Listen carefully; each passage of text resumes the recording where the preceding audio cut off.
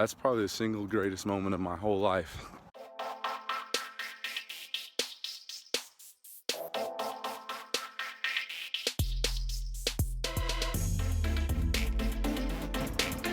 So I was 17 years old, playing in a varsity football game in Las Vegas. We're playing against Palo Verde, and they're the defending state champs.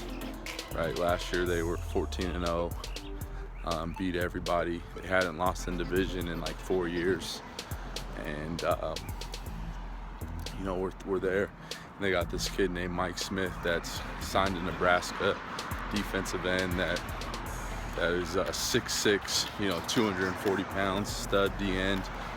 And I remember all week, man, my O-line coach was challenging me like, man, he's good. He's gonna be hard, man. He's gonna be tough. You know, are you ready? Are you ready? You know, and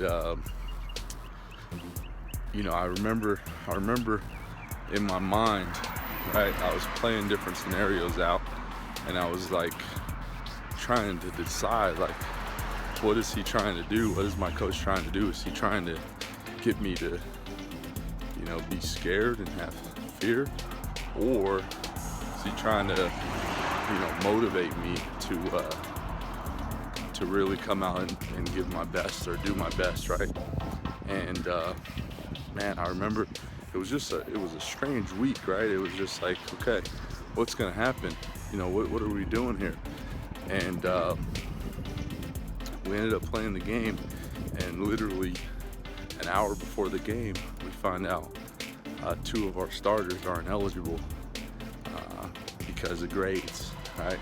So now I was supposed to play defensive tackle in the game, and all of a sudden they want me to play outside linebacker, right? So now I was like, okay, I got this kid that's a D1, you know, Nebraska commit, going to play on the black shirt defense, right? But then that's on offense. I got to block this guy all night. And then on defense, I got a whole new responsibility, right? Something that I haven't practiced ever before. I was just the reliable guy, so coach knew he could count on me to go do it.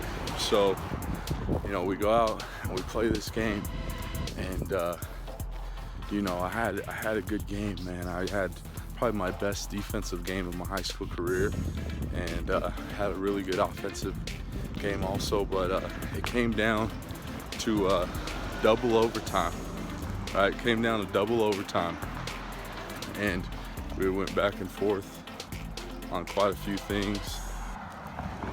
And you know, we're there, and it's 1st and 10. We had just stopped them, right? They didn't score, so if they had scored, we would have had to score, or else we would have lost the game. But we stopped them on defense. They didn't score, and so if we score, we win, right? And I remember going to the sideline, and that same coach that had challenged me all week was like, AJ, you're gonna win us this game right now. You're gonna win us this game.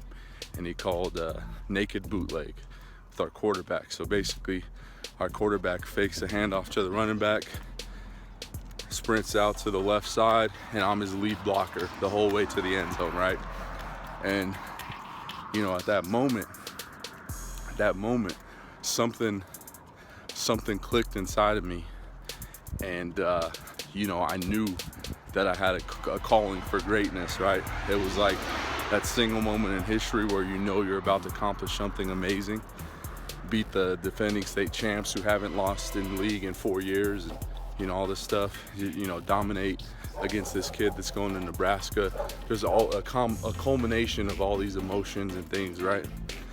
And so coach calls the play, come up to the line, quarterback says hike, and I pull. And if you don't know what pulling is, that means I was playing right guard. I'm playing on the right side of the offensive line, and I run out to the left side, right? And there's a defensive end standing right there in C-gap, and boom, I hit him, blow him up. He lands on the side, right? He lands down flat on the ground, pancake him, is what they call it in football. And I hop over him, and then the corner comes up, who's the outside contain guy. He's the guy that's standing in the way of our quarterback and the end zone. All right, so boom, I hit him too, pancake him. So I had what's called a double pancake on that play. I put two guys flat on their back on the same play, right? And I know we're gonna win. I know the game's over. I'm getting ready to celebrate that single moment of greatness. And I look back and my quarterback's on the ground. He didn't score. He didn't score, right? And I'm like, what the hell happened? Okay. And what happened was the guy that I pancaked the first time, our quarterback tried to juke a guy on the ground. All right, so this guy's laying on the ground and our quarterback tries to juke him even though the guy's laying on the ground instead of just running past him. And you know, the next play we ended up scoring. We ran right behind me. We ran a dive to our running back and we ended up scoring. But it's funny because you never, you know, you might have expectations of, you know, you think this might be your moment or you think this might be your opportunity, but in all reality, you always got to be prepared, right? You always have to be ready for greatness, because you can't build up for this single moment of greatness because you don't always have full control, right? What you do control is your attitude and your effort. And you know, I know the story is a funny way of you know, talking about it, because that literally, the moment after we won that game, I remember sprinting up, and my coach was like 6'5", 330 pounds, and him and I run up, jump up in the air, probably about 3.5 feet in the air, you know, do like a little shoulder bump and give each other a hug. And that's probably my single greatest memory of my entire life, right? I'm 29 years old, and that's still the single greatest memory of my whole life.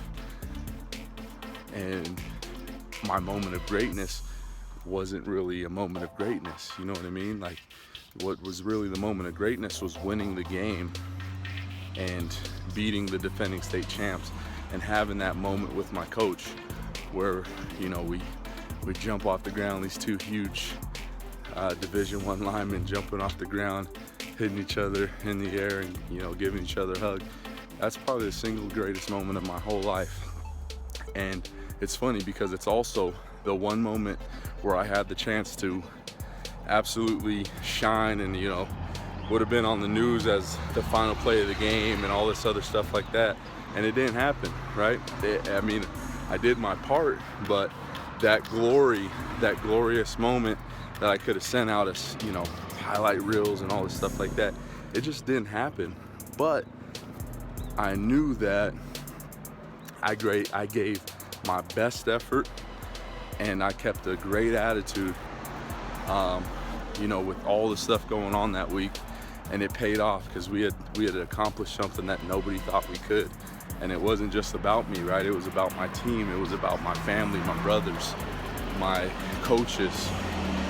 And, you know, just remember that, is that you only control two things in this life. That's your attitude and your effort. And the more you can